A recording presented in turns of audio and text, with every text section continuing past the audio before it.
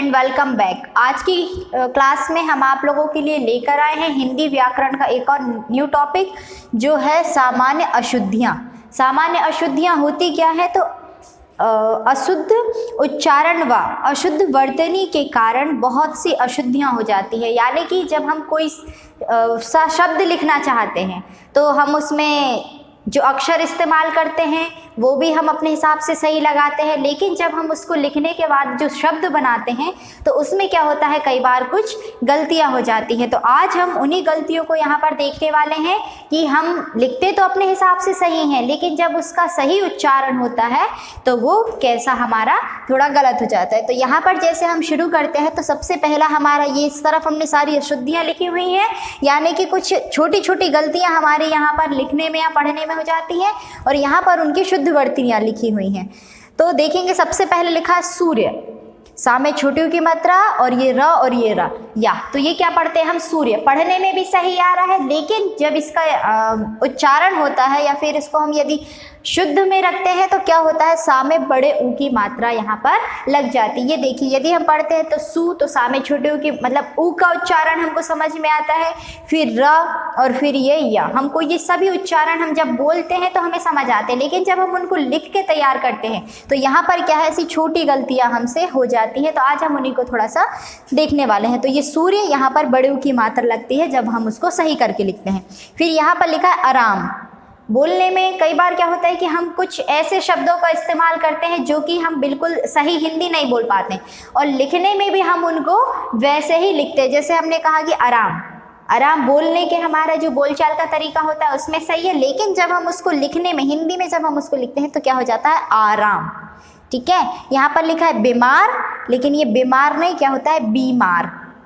दवाइयाँ, यहाँ पर बड़ी लगी हुई है, लेकिन जब हम उसका सही उच्चारण लिखेंगे तो क्या हो जाएगा, दवाई या। फिर कवि, तो बड़ी की मात्रा पढ़ने में बोलने में आता है, लेकिन जब हम उसका सही लिखेंगे तो कवि छोटी की मात्रा इसमें यहाँ पर लगेगी। यहाँ पर और देख लेते हैं मूर्ख। ठीक है, हम बोलने में भी कहते हैं ये तो बहुत मूर्ख है, लेकिन जब हम उसको लिखते हैं तो वो मूर्ख की जगह क्या हो जाता है, मूर्ख हो जाता है। तो मुंह, ये रा की ऐसा पूरा उच्चारण नहीं करके हम क्या देते हैं, उसकी रेफ दे देते हैं। तो ये मूर्ख। पढ़ाई, यहाँ पर ला, दोनों ला है, हम दोनों को उच्चारण में भी ला लाते हैं, लेकिन जब उसके लिखने की, जब हम उसको शुद्ध करके लिखते हैं, सही लिखते हैं तो क्या हो जाता है, यहाँ ला में भी देखिए आप लोग अंतर आपको समझ में आ जाएंगे। फिर ज्ञान, ये ग है, आधा ग, या में आ की मात्रा या और ना, पढ़ने में ज्ञान आ रहा है, लेकिन जब हम उसको सही करके लिखते हैं सही उच्चारण में तो क्या हो जाता है, ज्ञानी का हो जाता है। तो ज्ञान। फिर ये पुस्तक, पा में बड़ू की मात्रा लग गई, लेकिन सही में क्या लगती है, उसमें छोटू की मात्रा, तो ये पुस्तक हो जाएगा।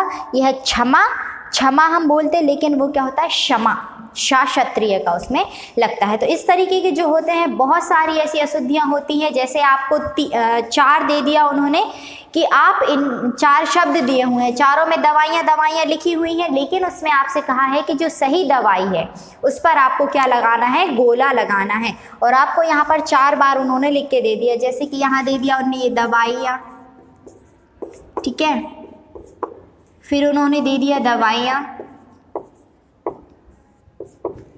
फिर यहाँ पर दे दिया है दवाइयाँ। इस तरीके से आपको ये उन्होंने 3 दे दिए हैं और इनमें कहा है कि इनमें से जो शुद्ध वर्तनी है, यानी कि इनमें से जो सही है उस पर आपको क्या लगाना है, गोला लगाना है। तो आप तीनों को पढ़ेंगे। ठीक है, यहाँ पर आपने पढ़ा दवाइयाँ, यहाँ पढ़ा दवाइयाँ, यहाँ पढ़ा दवाइयाँ। अब आपको पता चल गया ये तो बिल्कुल गलत है क्योंकि दा में आ की मात्रा लगी हुई है, तो जब हम उसको पढ़ेंगे तो ये हो जाएगा दवाइयाँ।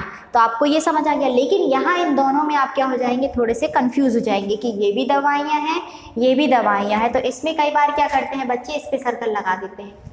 तो यह भी हमने आपको बताया हुआ है यहाँ पर कि भाई दवाइयाँ जो है वो छोटी की मात्रा में उसको उच्चारित करते हैं। तो हमारा जो सही होगा राइट वो ये वाला दवाइयाँ होगा। इस तरीके से बहुत सारे प्रश्न हैं, बड़ी कक्षाओं में तक पूछे जाते हैं कि आपको ऐसे 4 उन्होंने लिख के दे दिए ऑप्शंस और उसमें से बोल दिया कि इसमें से जो सही वर्तनी है उस पर आपको क्या लगाना है, गोला लगाना है। और कई बार हम बड़े होने के बाद भी, जैसे 3rd 4th 5th को छोड़कर यदि 7th 8th 9th की बात की जाए 12th तक की, तो उसमें भी बच्चे क्या होते हैं, थोड़ा कंफ्यूज हो जाते हैं कि ये लिखे चारों सही हैं, पढ़ने में भी चारों सही आ रहे हैं, पर इनमें से जो बिल्कुल करेक्ट है वो कौन सा होगा। तो वहाँ पर क्या होता है कि हमको सही वर्तनी, सही शुद्धियों का पता होना बहुत ही ज़्यादा ज़रूरी है। तो आप क्या कर सकते हैं, इस तरीके से बहुत सारी अशुद्धियाँ जो होती हैं पढ़ने लिखने में, तो उन सबको हम क्या कर सकते हैं, सही करके लिख सकते हैं। तो आप लोग इनको देखिए अच्छे से और कोशिश कीजिए कि ऐसी बहुत सारी वर्तनी आपको और मिले और उनको आप सही करके लिख सकें। फिर मिलेंगे हम नेक्स्ट क्लास में। Thank you.